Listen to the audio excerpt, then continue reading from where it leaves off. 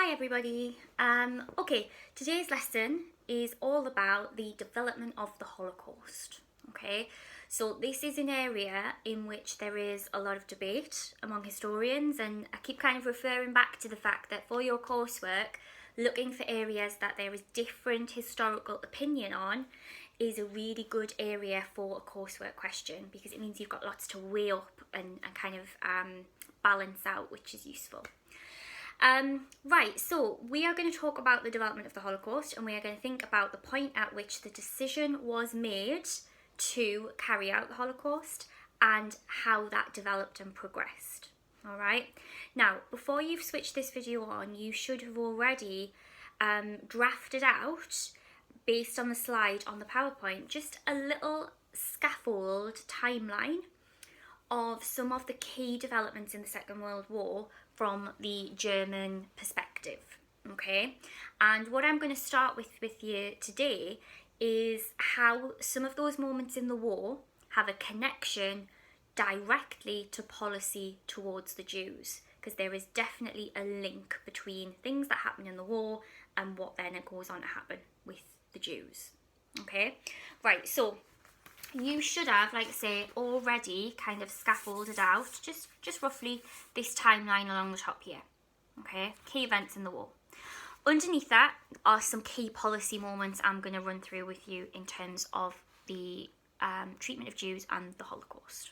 Right, we're going to start then all the way over here, 1939. Obviously, we all know that September 1939, the Second World War starts when Hitler invades Poland. Okay, and almost instantaneously, okay, or certainly within a few months, what we see is that the invasion of Poland has a consequence for the Jews of Poland, okay? So what the Nazis start to do when they have invaded Poland is they start to round up Jews living in Poland and they start to put them into ghettos. So parts of cities where they are literally, in some cases, kind of a wall is built around the ghetto and Jews are not allowed to leave. Okay, so one of the things you're going to look at later today is what happened in ghettos. So that's an almost immediate consequence. Invasion of Poland, Jews are forcibly placed in ghettos. First time that had happened. Okay. Then, second point on the timeline, really significant development for the Nazis, was in 1940, June of 1940, they completed the invasion of France. Okay, now that too has a knock-on effect to Jewish policy. So, one of the things that you're going to look at in a bit more detail today is called the Madagascar Plan. So, Madagascar is a small island that was part of the French kind of empire, I suppose, or a French colony. That's about way to describe it. So when the Nazis invade France, they kind of acquire, by association, French territory abroad. And Madagascar is one example. So the Madagascar Plan was this idea that what you could do, instead of rounding up Jews in ghettos in cities, let's just send all of the Jews to Madagascar. Leave them there, they can sort themselves out, or not, as the case was hoped. Okay, so you've had ghettoisation. We've then had this idea, the Madagascar Plan. Didn't work. They didn't actually fulfill the Madagascar Plan, but it's an idea that's pursued. Okay, right, next important moment in the war is in June of 1941, when the Nazis launched the invasion of the Soviet Union, codename Operation Barbarossa. Okay, this is a really significant moment because what we see, again, almost immediately following the invasion of Russia, is that Jews living in those territories start to there's an increased radicalisation in what happens to them. And one of the things that we start to see happen for the very first time is mass killings of Jews. Now, initially, those mass killings are carried out by groups of soldiers known as the Einsatzgruppen. Okay?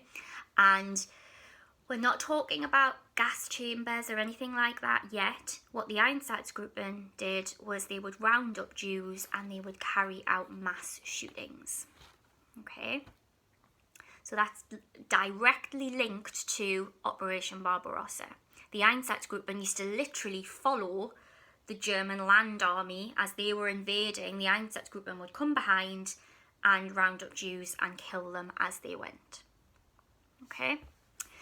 Right. Then moving on towards the end of 1941, and as we get into 1942, what we start to see is the establishment of the things really that we associate with the Holocaust most strongly, which is death camps and gas chambers. Now, there are 6 death camps that are established from 1942 onwards. The first of which is operational at the end of 1941, that's Kelmlo. And the first method of execution that we see being used in Kelmlo with gas is not gas chambers, but gas vans. So the Nazis would acquire large vans, they would hook the exhausts up so that all of the fumes from the van would come directly back into the vehicle. They would pack people into the vehicle and they would gas them that way. Okay, so the end of 1941, we've got our first death camp, and over the next few years, these death camps, 6 of them in total, are rolled out. Okay, all in Poland, Nazi-occupied Poland. Another issue that I'm going to get you to have a little look into today as well is something that happens at the beginning of 1942 called the Wannsee Conference.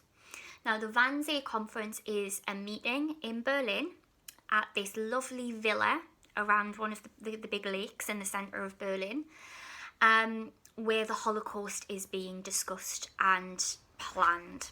So it's an interesting moment in terms of the development of the Holocaust, the Wannsee Conference. Okay, right, then as we move into 1943, this is really the period where the war starts to go badly for the Germans. So they've had all of this success up to 1942. 1943, one of the turning points is often marked as the German defeat at Stalingrad against the Russians. From that moment, what we start to see is the Germans going into retreat. And even that has a consequence to policy towards the Jews. As the Germans start to do badly in the war, it's almost as if the key people in charge of the Holocaust kind of realise that time's running out, that they're only going to have a certain amount of time potentially where they can kill as many Jews as possible. So what we start to see throughout the end of 1942 and into 1943 and 1944 is that all of the Jews living in territory that is occupied by the Nazis are rounded up, deported and sent to death camps in Poland. By 1943 and 1944, the main death camp that is being used is Auschwitz-Birkenau. Some of the others have been wound down. Okay, but a really famous mass deportation comes quite late in the war in 1944. And in 1944, more or less all of Hungary's Jews were deported to Auschwitz-Birkenau and they were killed within a couple of weeks at Auschwitz. So as they start to do badly in the war, there is definitely this quickening of let's deport as many Jews as we possibly can because we're losing the war and we might run out of time to do as much damage as we possibly can. That seems to be the Nazi viewpoint. And we can even trace that viewpoint, that quite extreme viewpoint, through to the very last stages of the war. So in 1945, the Germans have more or less been pushed completely out of Russia, completely out of Poland, and they're now very much fighting for their own territory against the Russians and the British and American allies in the West. And what they start to do with prisoners in camps that they have around in Poland and in other places is they don't just leave the prisoners there. What they start to do is they round up the prisoners that are able to walk and they send them on these kind of hundreds of miles marches in the winter into safer German territory. And this period is known as the death marches. Lots of people obviously died on those marches because they were so malnourished, the conditions were so hard, so a huge amount of people died on those death marches. One of the most famous people who who went on a death march is Anne Frank. So Anne Frank had been at Auschwitz-Birkenau. She's taken on a death march. She's marched to Belsen concentration camp in Germany and dies more or less as she arrives at Bergen-Belsen. Okay? So things that happen in the war have a direct consequence to treatment and policy towards the Jews and the development of the Holocaust. Okay, there are lots of moments where we can see these direct connections. Right, I'm going to stop talking for a little bit, and what I would like you to do on the next slide on the PowerPoint, there are a series of little short questions. It directs you to certain pages in the course guide where you can get this information. That course guide has a lot of information in it. I don't expect you to kind of be making notes on every aspect of it. This actually was a textbook that I made years ago for a module I used to teach on anti-Semitism in Germany. And I just thought it was perfect for what I want you to do right now. So I don't expect you to kind of make massive amounts of notes here. Look directly to the pages I've identified, get a few ideas down to the questions. And then once you've done that, if you can restart the video, and I'm just going to talk to finish a little bit about historiography and historical debate. Okay? Right. Okay, so hopefully everybody managed fine with those summary questions, and we've all found out a little bit more about some of these events that I've identified on that timeline. Right, what I want to finish with is linking this to historical debate and historiography, okay? And we're going to refer back to two schools of thought that we have already talked about in relation to German history, okay? So already in a video, I have talked to you about intentionalist historians and structuralist historians, all right? And just to remind you, or just as a recap, intentionalist historians generally believe that Hitler, right from the early part of his political career, has kind of had a master plan for everything that he wanted to do in Germany, and he was crucially at the centre of all of the decision making. Okay, that's generally the intentionalist view. The structuralist view is identifies that Hitler is undoubtedly a huge force of personality, policy and charisma within Germany, but structuralist historians kind of identify the fact that Hitler and the Nazis are often responding to things live as they happen, and they are adapting policy in relation to events as they transpire. Okay, so intentionalist historians have a view about when the decision was made to carry out the Holocaust. Structuralist historians have a view as well.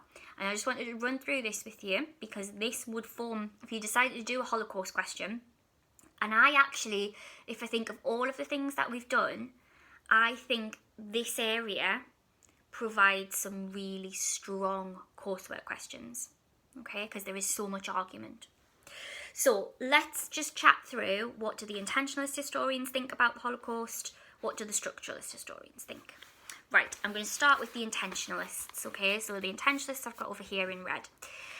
Right, their argument is basically that the Holocaust happens because there has been a long-term plan for this to happen going all the way back to the 1920s, to the beginning of Hitler's political career. This is something that he has envisaged being able to do once in power. Okay, so it's kind of like Hitler has had this master plan, this blueprint, that he was always at some point going to exterminate the Jews. Okay, and what some of these historians would look into, people like a really famous historian, actually, if you decide to do a question around this, is Lucy Daviditz. She's written a lot. She's definitely an intentionalist historian. She and historians like her look to Mein Kampf, for example. So Mein Kampf, that autobiography that Hitler writes in 1920, or it's published in 1925 after he's written it in prison in the year before that. They argue, if you look at Mein Kampf, you can see Hitler talking about a plan to exterminate the Jews. Okay, so it's a long-term plan. Now, structuralists, on the other hand, they argue that the Nazi plan to kill the Jews has kind of adapted, changed, and developed over time as circumstances changed. And there are two moments that you could maybe focus in on here, where circumstances changed and allow the Nazis to radicalise their policy towards the Jews. So, a lot of historians focus on the beginning of the war. So the beginning of the war, when the Nazis start to invade other countries, like Poland, what that means is that they are in control of millions of more Jews than they would have been if they'd just stayed within their own territory. Because if you remember, when we looked at anti-Semitism in the Weimar Republic period, we said the Jewish population of Germany was actually really small. But as the Nazis invade all of these countries during the war, that means they are in control of millions of more Jewish lives. That gives them an opportunity to do something to those lives. And war kind of allows them to do things that they might not have been able to do in peacetime, because war is a very different environment to a normal kind of peacetime situation. Historians also on the structuralist position, they delve into the war in even more detail, and these historians also talk about the invasion of Russia as a key moment, because it's with the invasion of Russia that we start to see mass killings for the first time. Okay? We don't see that happen until the middle of 1941. So we've got a couple of years in the war where Jews aren't being killed en masse by the Nazi regime. Okay, and something that historians look to is the Madagascar plan here, actually, because the Madagascar plan, as you should now have found out, was a plan to emigrate, to kind of send Jews forcibly to the island of Madagascar. That suggests the Nazis aren't thinking about extermination at that point in time. They're thinking about forced emigration. Right? But the invasion of Russia changes things. The invasion of Russia is a radicalizing moment. Okay? So those are two of the historical viewpoints on this issue of the planning and development of the Holocaust. Alright? Like I said, I've said it a few times, this is a really good area for coursework. You'll be able to get tons of sources from historians, which are very opinionated, that you can evaluate, which is exactly what we want you to be doing in your coursework. Okay, right, so I'm going to finish there for today. One more lesson of content with coursework, and then we're actually going to hand this over to you, get you to think about questions and start planning and researching a bit more. The final lesson is going to be on responsibility for the Holocaust. Who is responsible for it? Okay, so I shall see you when we are talking about responsibility.